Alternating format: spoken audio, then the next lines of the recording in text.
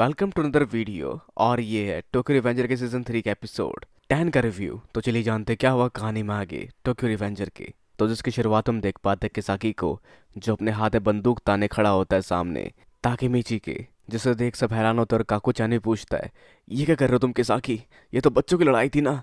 पर उस खतरनाक मुकाम पर भी जरा सा भी डर नहीं लग रहा होता ताकेमीची को, जो याद करता है नाहाटो को और उसके बलिदान को भी, जिस वजह से वो पीछे नहीं हट सकता। और साथ ही याद करता है बाजी को भी, जो माइकी और टोमान गैंग को उसके भरोसे छोड़ गया था। और फ्यूचर में मरे चुईफुइया को भी, जिसने भी उसे टोमान गैंग का ख्याल रखने के लिए कहा था। जिन सबके दृढ़ हौसले से ताकेमीची वहां से टस से मस नहीं होता, पर उसका हौसला देख किसाकी थोड़ा सा डर जरूर रहा होता है। जिससे फिर वो पूछता है, किसाकी तुम्हें किस चीज़ का डर है। जिसके बाद वो ट्रिगर पुल करता है और आसपास गूंजती है बंदूक से गोली चलने की आवाज़। तो वो बंदूक किसाकी ने चलाई थी, पर ताकेमीची के हौसले से उसकी दिशा में बदलाव आ जाता है और वो गोली ताकेमीची के पैरों पर लगती है, जहाँ किसाकी काफ़ी बुरी तरह से हाफ रहा होता है। जिसे ताकेमीची फिर से कहता है, क्या हुआ किसाकी, पैर पर लगी गोली मुझे नहीं मारेगी। पर उस गोली से लगी चोट से ताकेमीची के पैरों पर खून फैल जाता है, पर वो फिर भी हार नहीं मान सकता। उसके पास कई कारण है हार ना मानने के, जिस पर वो उन सभी को याद करता जिन सभी को उसने फ्यूचर में मरते हुए देखा, या जिस किसी को उसकी मदद की जरूरत थी, जैसे माइकी, काजुतोरा, आकुन, मित्सुया, ड्रैगन, हिना और सभी। जिसके बाद वो कहता है, मैं बिल्कुल भी माइकी जैसा नहीं हूँ, ना ही नाहाटो जैसा समझदार, ना ही कोको जैसा चालाक, मूचो जैसा बड़ा और शक्तिशाली, और ना ही वो ड्रैगन जैसा अच्छा फाइटर है। पर एक चीज़ है जो सबके बावजूद वो कर सकता है, जहाँ वो दोबारा अपने पैरों पर खड़ा होता है और कहता है कि मैं हार नहीं मान सकता, मैं कभी हार नहीं मानूंगा, चाहे मुझे मरना ही क्यों ना पड़े। जहां घबराता हुआ किसाकी अपनी तेज सांसें भर दोबारा बंदूक सामने ताने ताकेमीची के कहता है, मैं तुम्हें मार दूंगा। जहां ताकेमीची भी अपना सर बंदूक पर टिकाकर कहता है, तो मार दो। और कहता है, ये आसान है ना। जिस पर कुछ देर बाद किसाकी बंदूक उसके सर से हटा लेता है और एक घूसा मारता ताकेमीची को, जिससे वो जमीन पर गिर जाता है। जिससे ताकेमीची दोबारा खड़ा नहीं हो पाता अपनी कमजोरी के चलते। पर उसको सपोर्ट कर कंधा देने आता है आखुन, जो कहता है कभी ना हार मानना सिर्फ तुम्हारी स्ट्रेटजी नहीं है। और आगे पेयन भी कहता है कि तुम अकेले शक्तिशाली नहीं हो सकते, तुम मेरे बिना नहीं जीत पाओगे। जिसके साथ बाकी लोग भी हौसला जुटाकर दोबारा खड़े होते हैं अपने पैरों पर। जहाँ चुईफुया भी शुक्रगुजार होता है कि बाजी ने ताकेमीची को चुना अपनी जगह पर। और आगे वो कहता है किसाकी से कि तुम्हें बाजी को मारने की वजह से मैं तुम्हारा मर्डर करना चाहता हूँ, पर ये सिर्फ बच्चों की लड़ाई है जहाँ अपनी पावर शोकेस करने आए हैं, जिसके लिए हम हथियारों का इस्तेमाल नहीं करेंगे। हम सिर्फ अपनी शक्तियों का इस्तेमाल करेंगे, या यूँ कहें अपने मुक्कों का इस्तेमाल करेंगे। जहाँ साथ ही टोमान गैंग के सभी बाकी लोग दोबारा खड़े हो जाते हैं। और इस पल को देखकर आंखों में आंसू आ जाते हैं मूचो के, जो समझ पाता है कि यही फर्क है तेंजुको और टोमान गैंग का। जहाँ आगे मूचो सोच रहा होता है कि आई जाना, तुम आखिर अब चाहते क्या हो। अब खैर आगे टोमान वालों की स्पीच सुनकर किसाकी कहता है कि अच्छी स्पीच थी, पर तुम लोग कम और कमज़ोर हो, तो तुम हमें कैसे रोकोगे। मान लो तुम हार जाओगे, और अगर तुम हार गए तो टोमान गैंग का नाम का क्या होगा। टोमान गैंग खत्म हो जाएगा। ताकेमीची, जिस पर ताकेमीची कहता है कि तुमने मेरा निकनेम कैसे इस्तेमाल किया, और वो आगे बढ़ रहा होता है। जहाँ किसाकी आगे कहता है, तुम लोगों का सामना करना सच में काफ़ी मुश्किल है, तो चलो हम हारते हैं और हम मर्ज जाते हैं और टोमान और तेंजुको को एक कर लेते हैं। गैंग का नाम टोके मांजी गैंग ही होगा, और माइकी को हम लीडर बना लेंगे। क्या कहते हो, सौदा बुरा तो नहीं है। जिस पर ताकेमीची आगे बढ़ता है और एक घूसा मारता है उसके मुंह पर, और आगे कहता है, किसाकी तुम्हारे सड़े हुए दिमाग को थोड़ा ठीक करता हूँ, उठो किसाकी। और अभी बिल्कुल वैसा ही होने वाला है जैसे पहले फ्यूचर में हुआ था। और आगे कहता है, मैं समझौते के मूड में बिल्कुल नहीं हूँ। पर किसाकी को भी लगता है कि वो उसके पीछे क्यों पड़ा हुआ है। जिस पर ताकेमीची उसको चुप रहने के लिए कहता है और कहता है, तुमने एमा को काफ़ी आसानी से मार दिया, पर तुम मुझे नहीं मार पाए।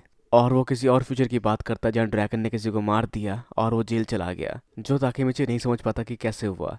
जहाँ ड्रैगन ने कहा था कि अगर मुझे दोबारा ज़िंदगी जीने का मौका मिले तो मैं एक शख्स को ज़रूर मारना चाहूँगा, और वो होगा किसाकी। जो वो बताता है किसाकी को, पर भविष्य की बातें सुन किसाकी को कुछ समझ नहीं आता। जहाँ फ्लैशबैक में याद करता था कि मिची की हर एक चीज़ जो माइकी को प्यारी थी वो उसने उसे छीन ली। याद छीन लेगा किसाकी तैत्ता, जैसे हमने देखा एमा मारी गई, जिसके वजह से माइकी भविष्य में अपनी ज़िंदगी को सिर्फ एक तड़प मानता है, जिसका कारण एमा का मरना भी था।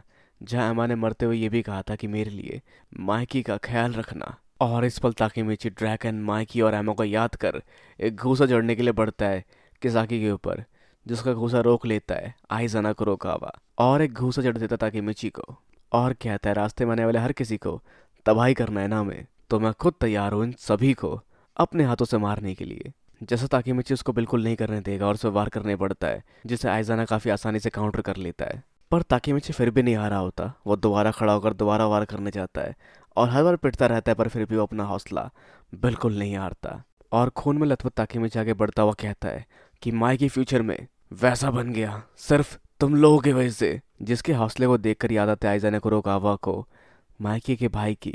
तुम मुझे गुस्सा मार सकते हो जब तक कि तुम शांत नहीं होते। जहाँ ताकेमिची माइकी को बचाने के लिए एक वार करने जा रहा होता है, लेकिन उससे पहले उसका मुक्का उस तक पहुंचे आइज़ाना कुरोकावा एक लात मारता ताकेमिची के मुंह पर और उसे पकड़कर अपनी गिरफ्त से बाहर नहीं निकलने देता, जहाँ वो कई सारे वार करता है ताकेमिची के ऊपर।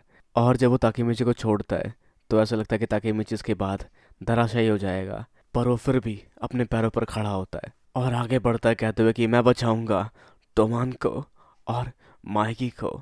जहाँ एक घूसा वो मारने ही वाला होता है आइज़ाना कुरोकावा को कि तभी उसकी नज़र आइज़ाना कुरोकावा के पीछे पड़ती है, जहाँ से माइकी आ रहा होता है, जिसे देख अपने वारों को वहीं रोक लेता है ताकेमिची, जिसे देख बाकियों को लगता है कि शायद वो थक गया है और वहीं रुक गया इस वजह से।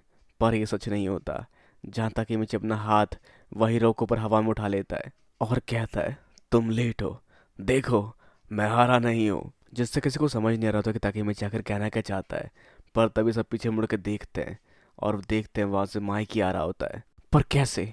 ये नहीं हो सकता, उसने अभी अभी अपनी छोटी बहन खोई है, तो कैसे वो दोबारा लड़ने आ सकता है? उसे तो निराशाओं में गिर जाना चाहिए था। पर हाँ, माइकी यहाँ मौजूद है, जो बढ़ता है ताकेमिची की तरफ और उससे कहता है ताकेमिची तुम्हारा शुक्रिया। पर ताकेमिची से पूछता है कि क्यों क्यों तुम यहाँ है, तुम अभी उस हालत में नहीं हो। पर वो अकेले नहीं होता, उसके साथ ड्रैगन भी आया होता है और उसके पीछे बैठी होती है हिना। और हम बढ़ते हैं फ्लैशबैक की ओर, जहाँ हिना हॉस्पिटल में माइकी से कुछ बातें करना चाहती थी, पर दोनों में से कोई कुछ सुनने और कहने की हालत में नहीं होते। जिस पर हिना कहती है कि ताकेमिची ने कहा था कि वो एमा को बचा सकता है, जिस बात को सुनकर ड्रैगन थोड़ा भड़क जाता है और निराश होकर कहता है इन सब बातों का मतलब नहीं बनता ताकेमिची। और अब हिना भी ऐसी बातें कर रही है, तुम बस हमें अकेला छोड़ दो। जिसके बाद हिना कहना शुरू करती है सिर्फ एमा ही नहीं, कई सारे और लोग भी जिनको बचाना चाहता था ताकेमिची, और बताती है कि मैं मारी जाऊंगी 12 साल बाद। और जिस समय से ताकेमिची यहाँ आया है ताकि वो ऐसा होने से रोक सके, मैं जानती हूँ ये मानना मुश्किल है, पर वो ऐसा करने में लगा हुआ है। वो तुम सबका भविष्य जानता है, वो तुम सभी को बचाना चाहता है। जहाँ माइकी की आंखें बड़ी हो जाती है और वो याद करता है पास्ट इंसिडेंट्स को, जहाँ हर जगह ताकेमिची ने अपनी लिमिट पुश की ताकि वो चीज़ों को जैसे जा रही है वैसे जाने से रोक सके और कुछ बदलाव ला सके। जो सब याद करके माइकी अपनी निराशा से बाहर निकलता है और अपना सर ऊपर उठाता है और आगे ही ना कहती है वो इतना कुछ कर रहा है पर मैं कुछ नहीं कर सकती। और उसके बाद हम बढ़ते हैं करंट टाइम में, जहाँ पर वो माफ़ी मांगते ताकेमिची से उसे बताने के लिए, जहाँ हिना का कहना सिर्फ यही होता है वो सब गलती से निकल गया। पर खैर चाहे जो भी हो, इसके बाद उन दोनों की आंखों में दोबारा शायद कुछ उम्मीद दिखाई दे रही है। तो आगे ड्रैगन कैलकुलेट करता है कि क्या किया जाए। ये सब लगभग 200 होंगे, जिस पर माइकी कहता है 200? तो क्या तुम लोगों को हैंडीकैप मैच चाहिए? जिस पर सारे तेंजुको वाले भड़क जाते हैं कि हैंडीकैप मैच? तुम लोग सिर्फ दो, हैंडीकैप तुम्हें मांगना चाहिए, हमें अंडर एस्टिमेट मत करो। जिस पर माइकी कहता है कि तुम लोग हमें हल्के में ले रहे हो, तुम्हें पता है मैं कौन हूँ, और अगर तुम्हें मेरा सामना करना है तो तुम्हें लेके आने पड़ेंगे 20,000 लोग। जिससे सब काफी हद तक हैरान हो जाते हैं। और ये वही माइकी है, वही चीयरिंग माइकी है जिसको ताकेमिची जानता है। जहाँ माइकी बाकियों से पूछता है तुम सबको क्या हुआ, चलो लड़ते हैं। और ड्रैगन भी कहता है चीयर करो तोमान को, जिस सबके लिए शुक्रिया अदा करना चाहिए हिना को, जिनकी बातों ने इन दोनों को मना लिया। पर ये सिर्फ हिना की बातों के जज्बात नहीं थे जो हिना बताती है, ये काफी हद तक मेहनत थी ताकेमिची की और उसके दृढ़ निश्चय ने इन सबको काफी हद तक मना लिया। तो खैर वहाँ कान बजने शुरू हो जाते हैं आइज़ाना कुरोकावा के, और वो बेताब होता है लड़ने के लिए, जहाँ उनका प्लान काफी हद तक बर्बाद हो चुका है। जिसके बाद भागता हुआ आगे बढ़ता है आइज़ाना कुरोकावा और एक लात मारता है माइकी को, जिसकी लात से माइकी कुछ दूरी तक घसीट कर पीछे जाता है, जिसको काफी हद तक काउंटर कर लिया है माइकी ने। पर जहाँ आइज़ाना कहता है कि कैसा लग रहा है तुम्हें एक खाली शैल बनकर, जो माइकी समझ नहीं पाता पर जिसको एक्सप्लेन करता है कि वो पूछ रहा है कि कैसा लग रहा है तुम्हें शिनिचिरो और अहमद दोनों को खोकर, जिस पर काफी शांत तरीके से सिर्फ एक ही चीज कहता है माइकी, चलो इस सबको खत्म करते हैं भाई। तो अब देखेंगे हम आगे कि क्या होगा टोक्यो रिवेंजर्स के सीजन 3 के एपिसोड 11 में, जहां आमना सामने देखने को मिलेगा माइकी और आइज़ा कुरोकावा का, और एक फाइनल एंड देखने को मिलेगा इन दोनों की राइवलरी की, और बहुत सारे फ्लैशबैक और बैक स्टोरीज भी। तो खैर वो आप क्या सोचते हैं क्या हो सकता है आगे टोक्यो रिवेंजर के सीजन 3 के एपिसोड 11 में? अपने विचार हमें नीचे कमेंट बॉक्स में बताना बिल्कुल ना भूलें। इस वीडियो को लाइक शेयर सब्सक्राइब करना भी बिल्कुल ना भूलें। तो अगली मिलते हैं अगली वीडियो में। Sayonara and have a nice day.